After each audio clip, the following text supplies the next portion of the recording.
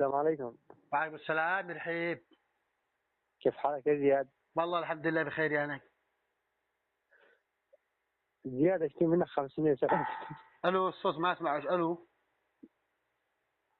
ألو. كيف حالك؟ الحمد لله تمام. وينك مغيب؟ والله العظيم موجود يشتغل دوام يا أخي، دوام دوام دوام دوام، شغل واصل. يا زياد هلا بالقلب. اشتري 500 سلف. طبعا أنا ما أسمعك، الصوت قطع والله ما أدري لهم. ألو. زياد أيوه. 500 سلف. ألو.